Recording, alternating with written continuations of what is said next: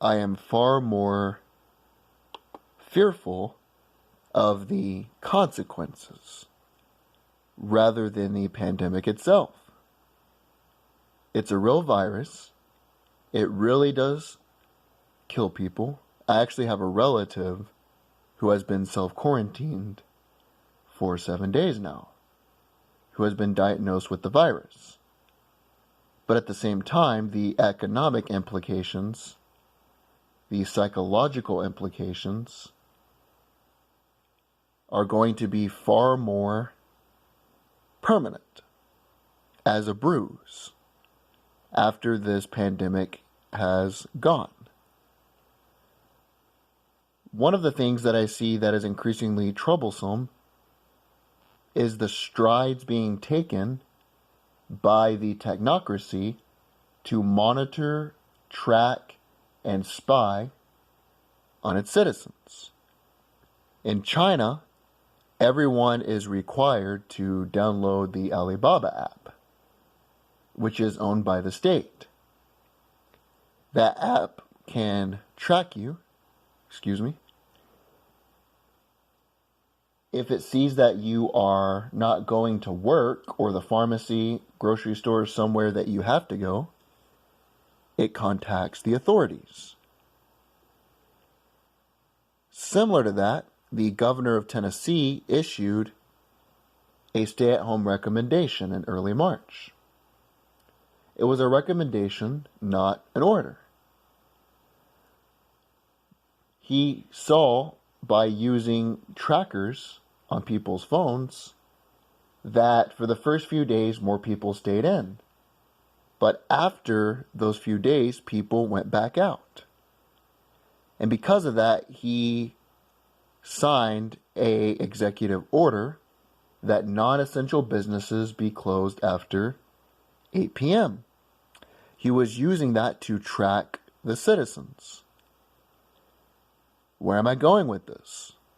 Well, the citizens that do survive this, and the next virus itself, there's another virus coming.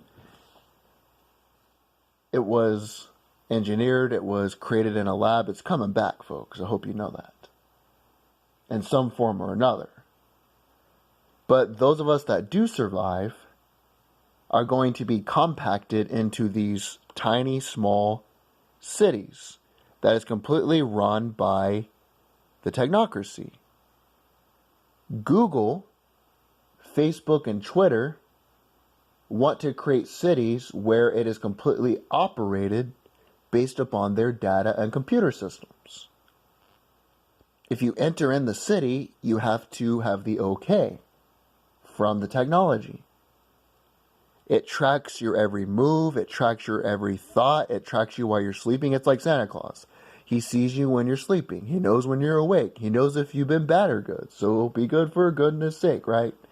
No, I can't sing worth a shit, but you get what I'm saying, right? And because of that, you better not say anything bad against the government.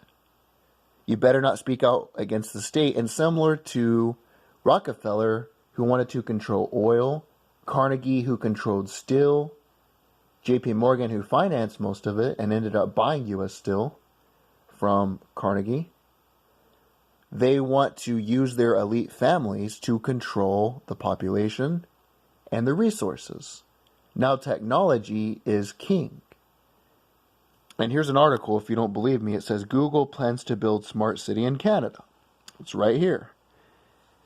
What they want to do is in Toronto, they're hoping to have it by 2020, compact people into those cities, make them rely on the technocracy. It's going to be similar to China in 1984, where the government spies on you, the government tells you what to eat, the government uses an algorithm to track your every move. They drive all the cars, they provide all the entertainment, all of it.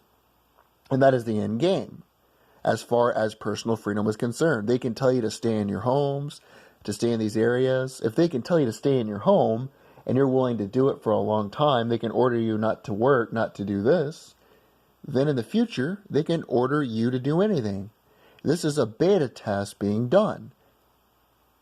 If we submit to this, then they will see how humans have reacted. then they will implement something worse. But that is their end plan. It is to build smart cities in these areas, compact us in those cities, those of us that survive, track what we do, track our every move. Now, in conclusion of this, in my next video, I will talk about the plan to devalue the dollar and the economic consequences.